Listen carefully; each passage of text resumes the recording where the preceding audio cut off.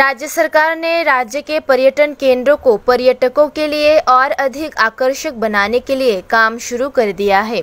पर्यटन केंद्रों पर आने वाले पर्यटकों के आवास को प्राथमिकता देकर सरकार विभिन्न पहल कर रही है। धलाई जिले में गंडा तिशा दंबूर जलप्रपात राज्य के पर्यटक आकर्षणों में से एक है। पूरे साल डंबूर जलप्रपात देखने के लिए राज्य और विदेशों से पर्यटक आते हैं, लेकिन क्योंकि पर्यटकों के लिए वहां से घूमने का कोई प्रावधान नहीं है, इसलिए सरकार द्वारा वर्तमान में एक रेवेन्यू डाक बंगला बनाया जा रहा है। इस रेवेन्यू डाक बंगले पर काम 2015 में शुरू हुआ था। राज्य के सांसद रेवती त्रिपुरा ने आज उस क्षेत्र का दौरा किया। उन्होंने संवाददाताओं से कहा कि इस डाक बंगले का काम 2015 में शुरू हुआ था, लेकिन 2-3 साल के लिए काम बंद था। पर्यटकों को सोचकर काम फिर से शुरू हुआ है। उन्होंने कहा कि इस डाक बंगले का निर्माण करीब 3 करोड़ रुपए की लागत से किया जा रहा है। उन्होंने कहा कि गंडा तिशा में आधुनिक टाउन हॉल का काम शुरू हो गया है। इस टाउन हॉल का निर्माण करीब 4 करोड़ रुपए की लागत से किया जा रहा है। सांसद रेवती त्रिपुरा ने कहा कि 750 सीटों वाले टाउन हॉल का काम इस साल सितंबर तक पूरा कर लिया जाएगा। उन्होंने गंडा तिशा और रेशमीबाड़ी क्षेत्र की सड़कों की भी जानकारी दी। अब बारिश के कारण काम में देरी हो रही है। हालांकि मॉनसून सीजन के बाद सड़क का काम जल्द ही पूरा हो जाएगा। उन्होंने कहा कि सड़कों की पूरी मरम्मत की जाएगी। गंडाछड़ा रेवेन्यू डाक बांगलो এটা নির্মাণের কাজ চলছে। এই কাজ 2015 সনে শুরু হয়েছিল, মাঝখানে প্রায় 2-3 বছর বন্ধ ছিল।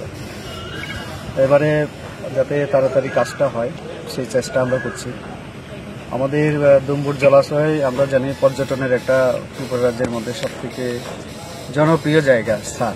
তো অনেক বাইরের মানুষ আসতে চায়, থাকার ব্যবস্থা আমরা করতে পারি না।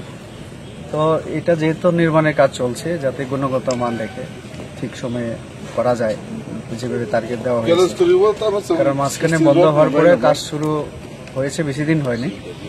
আজকে দেখলাম মোটামুটি কাজ দ্রুততার সাথেই হচ্ছে। তো আশা রাখছি এটা অতি শিগগির তাড়াতাড়ি শেষ হলে আমরা যে অসুবিধা সেটা থাকবে না। আর একটা আছে আমাদের টাউন হল, সেটাও চলছে, প্রায় 750 সিট বিশিষ্ট, এসি হবে। বাইরের কাজ মোটামুটি শেষ, টাইলস লাগানো ইত্যাদি ইত্যাদি। ইলেকট্রিফিকেশনের কাজের জন্য তারা হাত দিল। এখন বাকি ভেতরে যে অন্যান্য ডেকোরেশন ফার্নিচারের জন্য যেগুলি করা, এইগুলির কাজ চলছে, মঞ্চ তৈরি করা চলছে। তো তারা সময় দিল, সেপ্টেম্বরের মধ্যে চেষ্টা করবে কমপ্লিট করা। এরকম আরও অনেক কাজ আছে, আজকে সময় পাইনি।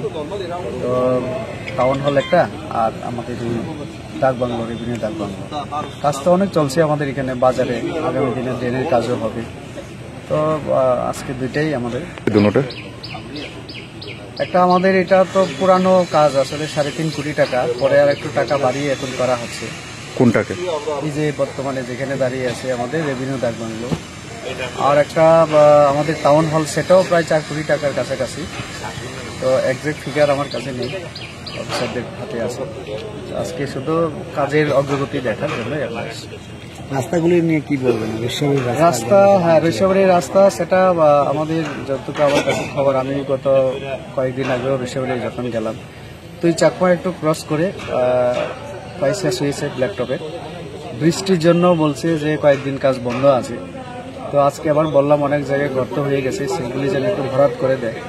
অন্যদিকে আমাদের আমবাসা থেকে জগবন্ধু হয়ে গন্ডাছড়া, এই রাস্তাও অর্ধেক শেষ হয়েছে। এখন গঙ্গানগর থেকে প্রায় এদিকে আমাদের দাঙ্গা বাড়ি, এর রুটটা মোটামুটি অর্ধেক ভালো আর অর্ধেক বাকি। তো এটাও টেন্ডার হয়ে আছে। বৃষ্টির জন্য ব্ল্যাকটপের যে কাজটা, সেটা তো আর এখন হবে না। তো এটাও আমরা আলোচনা করলাম জগবন্ধু এলাকায় এবং তারপরে যে